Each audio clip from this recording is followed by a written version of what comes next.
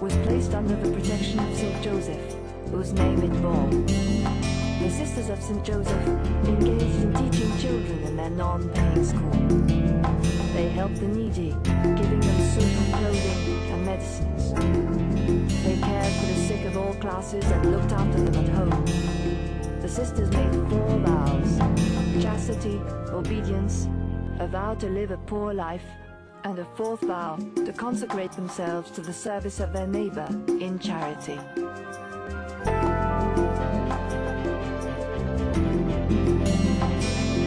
Emilie de Vialar, God's adventurer.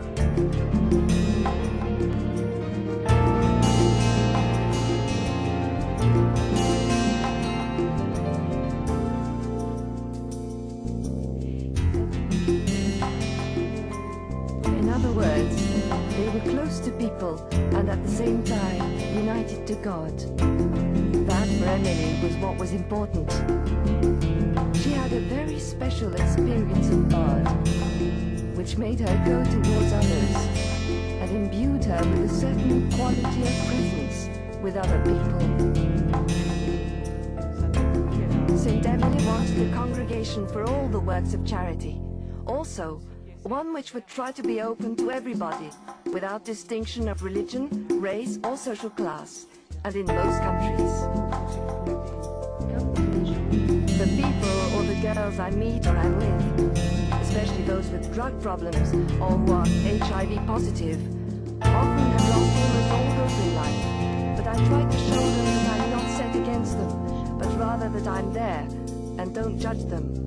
I try to help them to feel that they are not abandoned, but that God is always there and loves them. They often say things to me like, "It's crazy how much you believe."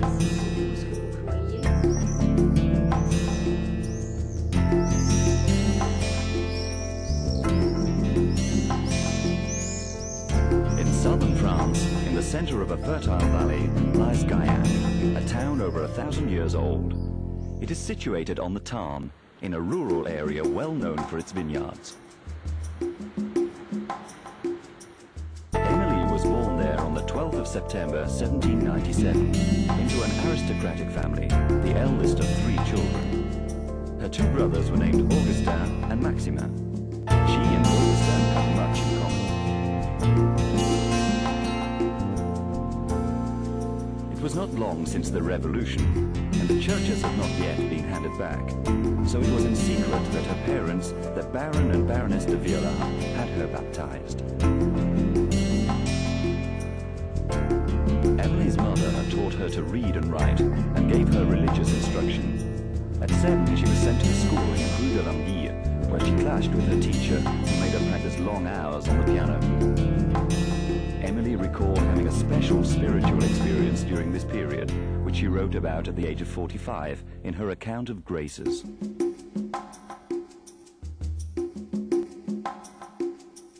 At the age of 8 or 9, God inspired me with the thought of suffering for His sake the pain we are sometimes caused by those placed over us.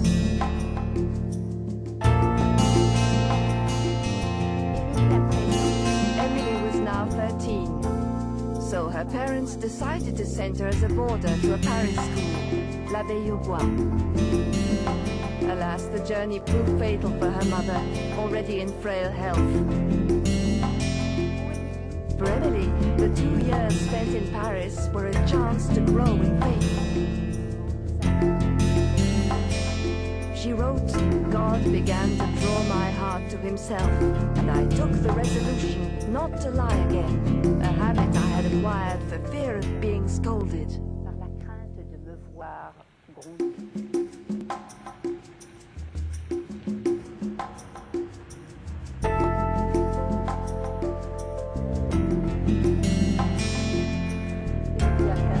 Emilie, now 15, had returned from Paris. She was back once more in her native town and house, where her father and brothers were waiting for her. Her father had brought her home because he wanted her to take charge of the household. She was old enough and partly prepared, but she hadn't counted with Toinon, the housekeeper, who had acquired the habit of lording over everyone, and who also had considerable influence over Baron de Vialar. Happily for Emilie, her father asked her to accompany him to all the social events held by the local gentry. She liked dressing up in jewelry and began leading quite a worldly life.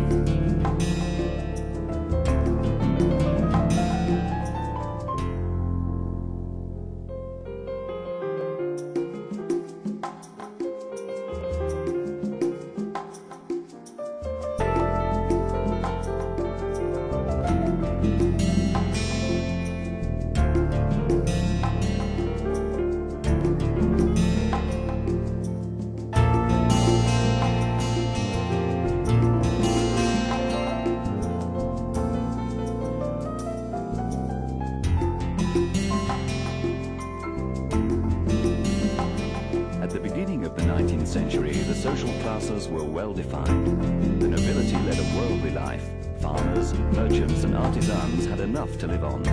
But outside these categories there was great misery.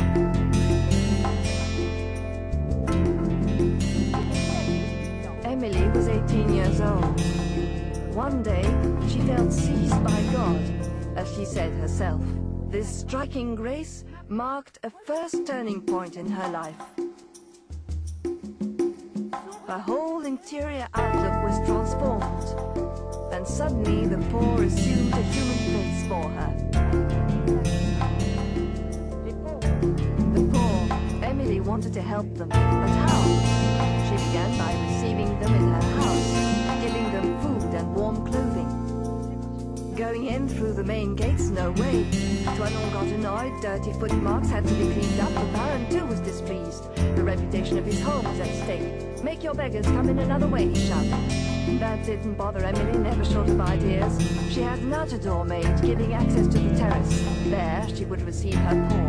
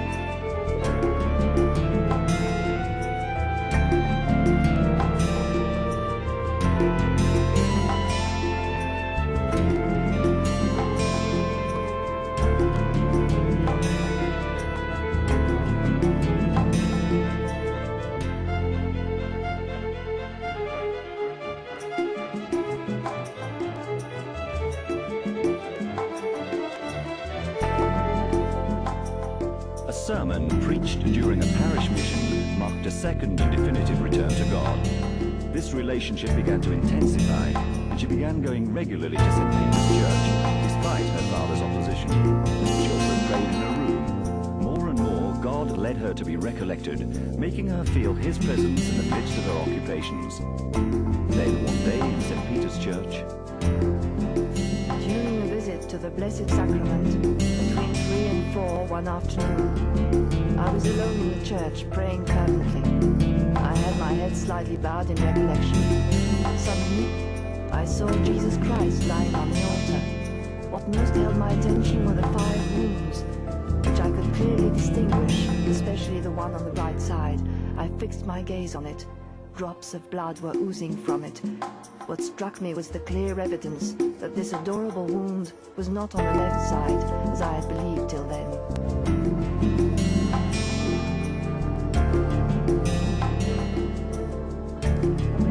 After this vision, Emilie had an intuition. Certainly she must continue to exercise charity in Gaillac, as she was doing with some of her companions. But should she not organize something, go further, found a work, perhaps?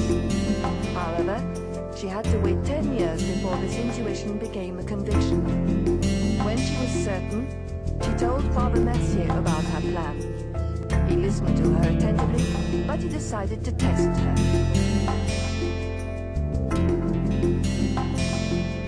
23rd of July, 1832, her grandfather, Baron Portal, physician to the king, died. From this eminent man, Emilie received a large inheritance. For her, that was the sign to start her work.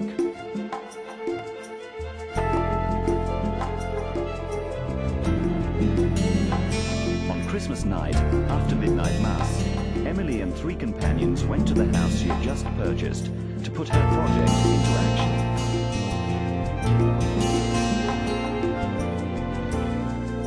6 months later, there were 26 of them, most very young. They donned a simple habit and a headdress worn by ladies at that time. They helped the poor, cared for the sick, and taught the children.